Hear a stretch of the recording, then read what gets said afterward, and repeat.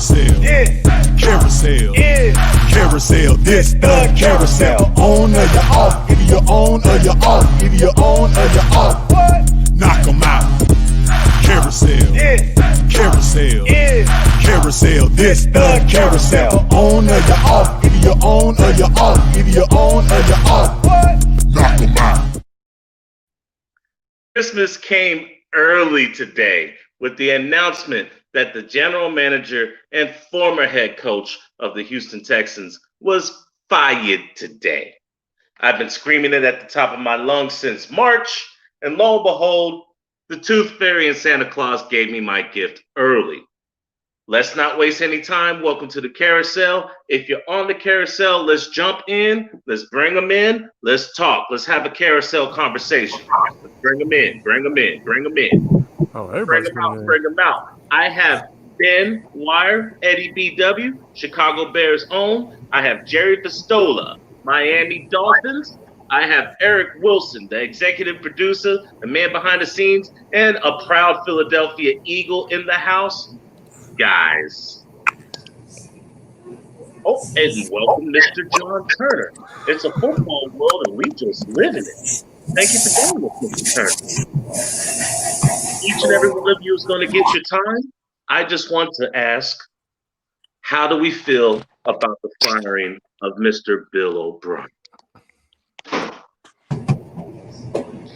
You know, Alex, I'll start and say I've been listening to you since April or May that he needed to go. I think once the trade of DeAndre Hopkins was made over to Arizona, you, sir, were one of the probably the more vocal people about getting Bill O'Brien the hell out of Houston. And as you said, I'm glad it happened. It needed to happen. I feel bad for Deshaun Watson, but I think the brother's going to be comfortable with that little bag that he got. Mr. Turner, now that they finally got rid of who steps in and where do they go from here? Well, I think we could see somebody come up from the college ranks. I think we could very well see some of the hot commodities in the offensive coordinator category in the NFL currently employed. Eric Bieniemy, Greg Roman, Kurt Schottenheimer. Is it Kurt Schottenheimer up in Seattle? I get mixed up with the Schottenheimers. But I think that's probably who we're going to look for. Somebody that's good with working with mobile quarterbacks that can put an offensive strategy together in order for Deshaun Watson to be successful. That off the top of my mind, that's those are the big five. And then there's Dabo Swinney, who was his coach at the University of Clemson, where Fabio currently plays and is playing excellent football, just like Deshaun was playing when he was there. So, you got Riley, you got Meyer, there's a few other guys out there that are looking for work. Who's it going to be? It's probably the guy that in the interview presents the best opportunity for Deshaun to be a successful quarterback in the NFL, and whoever's going to, set him up for the best success. That's just my off the top opinion. You have a football brain, sirs. That's why I listen to you. You know what you're talking about. Jerry Pistola, win-loss record for Houston, and if you are a Houston fantasy football player - owner, do you drop people? Do you try to trade them? Or do you ride the season out? Man, with a coaching change mid-season, it's kind of one of those things where the team gets excited and they put out a couple of good games. We've seen that happen before in the past. Heck, even with the Dolphins a few years ago, fired a coach midseason, had a good push there, got energized. The players were in charge. They were doing their thing. Honestly, I'd hold on to players for a couple of weeks and then trade high, get them up a little bit. Deshaun Watson's been disappointing. Hopefully he can turn that around. Will Fuller did have a good game this Sunday. But he's been hit or miss like he has been for the past few years. As long as he still stays healthy, though, he's a force to be reckoned with in the games. Then get something moving on the ground.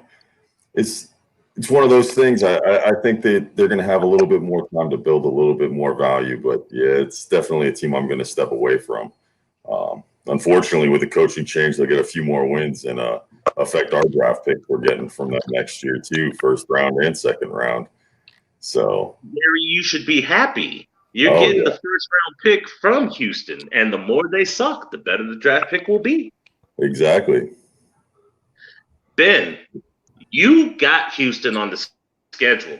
Now, Indianapolis gave you your first L. You're now 3-1. When Chicago does play Houston, what's going to be the primary factor on trying to get a W against that team? I mean, the one thing that killed the Bears this week against the Colts was penalties. I think there were 3 drives that I saw that ended in points that had 0 penalties committed by either team when I went back and watched the game. So that was the big killer for the Bears this week. And that's a pretty obvious, simple answer to throw out there. But you look at these teams that are, having coaches on the hot seat. Matt Patricia and the Lions, they're 1-3. You've got the Falcons playing Green Bay. They're 0-3 right now. And you've got Adam Gase and the Jets, and they're 0-4. It's kind of amazing that Bill O'Brien was the first one to go. But at the same time, when you make the moves you make as general manager and coach, and you put yourself in that position, yeah, they had a tough schedule out the gate. And I think if he wins against the Vikings, he stays. But it's tough whenever you come out 0-4 and you made probably one of the most widely panned, dumbest, idiotic trades in the offseason. So I think the key to beating the Texans going forward is going to be shutting down Deshaun Watson, because whoever comes in, they're going to have to key in and try and figure out how to best utilize him. Now now his number one target isn't there. Will Fuller's kind of filling that role.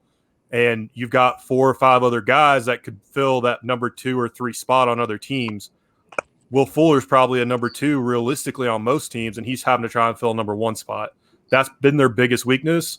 But if a new coach can come in and find a way to fix that, they're going to be a dangerous team. Honestly, an 0-4 start's kind of surprising to me. All right, Ben, let me ask you one more question before I get to the NFC least over here. All right. Chicago is 3-1. You start divisional play, I believe, next week. No, they play Tampa Bay on Thursday this week. They play Tampa Bay on Thursday, but Thursday night game. After that, you start divisional play. Brady, too many mouths to feed. 5 touchdowns, 5 different people. O.J. Howard, he went down with an Achilles injury. That's one less person you got to think about. What's the strategy for slowing down Tom Terrific Thursday night in Chi-Town? Again, it's going to be not giving him free yards. I mean, they did a good job slowing down Phillip Rivers. I was laughing at him talking trash the whole game. I thought that was pretty good. But yeah, it's simple. Do the easy stuff, and the rest of it will come to you. They had 2, maybe 3 easy interceptions. One of them was actually a great play by Roquan Smith. He stepped out of bounds. And the other one that I remember was a batted ball that Khalil Mack just let slide through his hands. If you get opportunities like that against Tom Brady, you can't let him pass you by. And Phillip Rivers, to a lesser degree, you have those little mistakes added on to the penalties. It's kind of tough to overcome. The Bears really did a pretty good job of slowing down the Colts, especially in the red zone. So if you eliminate the penalties and you capitalize on any little opportunity that Tom Brady's going to give you, I think they're going to be in a good position moving forward, and especially in this game against the Buccaneers. Mike Evans even missed a little bit of time this week for the Bucs as well. Went out for about a quarter or so? Half a quarter. He finished with 7 catches, 122 yards, and a touchdown. He's fine. Right. He's fine. But yeah, so I mean, you get a little opening against a team like that, you gotta capitalize on it. So it's going to be interesting to see what happens. Ben, you, me, later. We're debating. For sure. Mr. Turner, Mr. Wilson, I have to ask, what the hell is wrong with your division? Damn. Mr. Wilson, you go first. Okay. Thank you, Mr. Turner. Alex, let's be honest here. You have been this entire offseason and preseason, I'm sorry, there wasn't one, regular season. You have been flapping at the mouth about the NFC least. And I don't really have much to say except this division is plagued with injuries. This division has talent. And when the talent plays to their level of competition, they are the best division in the NFL. That currently does not exist right now. I can only speak for my team. I will not speak for the Washington football team. I will not speak about the New York football Giants, and I will not speak about the fourth team in the NFC least. The problem with Philadelphia is very simply this. We have a quarterback who is willing to go out there and lose life, leg, and limb and arm to get a W. But the play calling on the offensive side of the ball has not been there. He does not have his primary weapons. You're continually having to shuffle guys in and out just to try and make sure they don't re-aggravate or re-injure themselves, making it a season-ending injury. And our defense, as much as I love Jim Schwartz, just is not where it needs to be. The identity of the Philadelphia Eagles is missing. Did we come away with a victory? Yes, we did. Am I excited about it? I am. But now our next 4 games are against the Pittsburgh Steelers, the Baltimore Ravens, the New York Giants, and that other team within our division. Let me be very clear when I say this. Carson Wentz cannot do it all on his own. Teams are going to cover Zach Ertz because they know he is Wentz's primary target. So basically it goes like this. If you are an athletic individual in the city of Philadelphia who can pass a COVID test and can seemingly run easy routes, there might be a spot for you on our squad.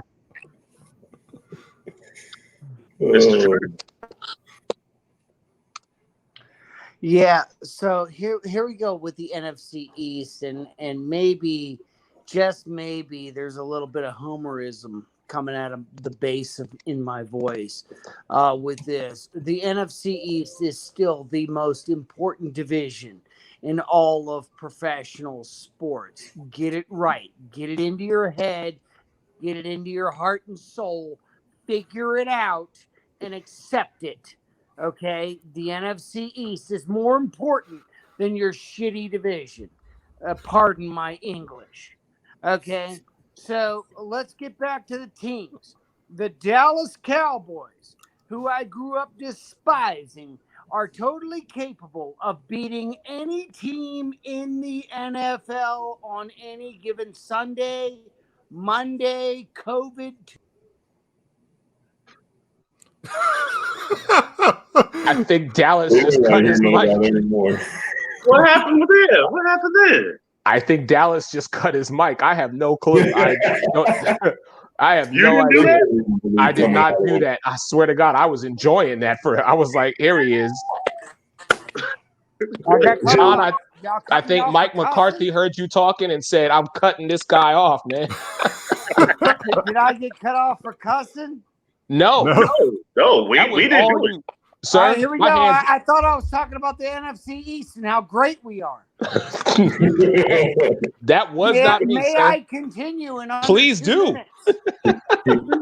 Okay. The Philadelphia Eagles have one of the most cerebral coaches in the entire league. Doug Peterson is no dummy. He gives no Fs for the injury report or the poor play from his quarterback. He will continue on. He doesn't care if his top running backs are out. He will plug and play. The Washington football team is purposely tanking. You've heard it from me first. I have watched every single play they have run this season. There is no team in the NFL that is undercover purposely tanking way more than the Washington football team. Ron Rivera is no dummy. The X-85 Bear, the master of the 46. That's right. He knows that he is trying to figure out who is willing to buy into his 6-year contract. He's not going to get fired, ladies and gentlemen. so he does not have to win this year. All he has to do is finish bad enough to land Trevor Fabio Lawrence. Okay, thank you. Moving on to the New York Giants. The New York Giants are coached by a Bill Belichick protege who is also no dummy. He is an ex special teams coach for the New England Patriots that spent an awful lot of time sitting in coaching meeting rooms with BB himself, listening to all of the mastermind knowledge. You think he actually came to the Big Apple to embarrass himself with a potential top 10 all-time running back on the roster and a young quarterback and an excellent tight end if he can stay on the field for 5 plays in a row, and also probably a top 10 wide receiver duo situation if they can ever see the field at the same time during the same play. Right now, there's a lot to be left to the imagination for the NFC East, or as you all from fans of the other divisions like to say, the NFC East. It's really funny. It's nice and it's sweet that you guys like to poke jokes at the most important division in sports. I appreciate it. I appreciate the digs. But the reality remains the same. The NFC East has more Vince Lombardi trophies in the case than any other division in all of the NFL historically. Now, maybe, just maybe, the last 20 years resurgence of the Patriots have something to say about that, but I doubt it. I believe we sent ourselves alone, the Buffalo Bills, packing 3 out of those 4 consecutive Super Bowl losses in a row, thankfully, by the NFC East. So, anyway, moving along, nothing more to see here. Somebody in the NFC East will represent the NFC East, or represent the NFC in the Super Bowl this year. You heard it here first. You're welcome. Will they have a winning record? That's a Who bold cares? statement. What does it matter? It doesn't matter. Had sex. Okay, What? so a team in the NFC East, one game out of first. That's a team in the NFC East is going to overtake Green Bay, Seattle, and whoever comes out of the South between New Orleans and Tampa. That's what you're saying. Yes, and I'll tell you why real quick. Because the NFC East teams give no Fs for your record or your home field advantage. Look at Dallas, where and when they play teams when the bright lights are on and the pretty ladies come out to see the game. They throw the ball and run the ball like it's nobody's business. And it doesn't matter who their coach is or who their primary weapons and targets and quarterbacks are. They show up. The Philadelphia Eagles in the last 5 or 6 years, they don't care who their opponent is. They build a game plan, they match up to it, and they win the ball game. Okay, the Washington football team is facing a lot of adversity this year, and they don't care about your little drama and your little hot streak. Okay, the New York Football Giants, they're probably not going to make it to the playoffs. Let's get one thing straight. But let's rest assured that when push comes to shove, they will play spoilers in 2020. That's how the NFC East rolls. Each and every year, we are the toughest division in all of sports. We are the most important division in all of sports. We are in the biggest markets. Everybody loves us. Everybody loves to hate us. And the rest don't even know we exist. So they don't matter. So that's why we're going to the big show. I'm not even going. Hey, mic drop. I might just cut my own self out of this one because the man just said it right there. And if it's a football world and we're just living in it, hey, I'll roll with it. As long as it ain't Dallas, I don't care. Hey, okay, so Ben Wire, Chicago Bears, Jerry Piscola, loyal and faithful Miami Dolphin with the S&S sports cards. Eric Wilson, Sports Arena, Philadelphia Eagles, and the man himself. It's a football world, and we just live in it. John Turner dropping bombs. Thank you for joining the carousel, and let's celebrate today because Bill O'Brien has finally been fired. You're fired. Carousel. Yeah. Carousel. Yeah. Carousel. This the carousel. On or you're off. Either you're on or you're off. Either you're on or you're off. What? Knock 'em out. Carousel. Yeah. Carousel. Yeah. Carousel. This the carousel. On or you're off. Either you're on or you're off. Either you're on or you're off.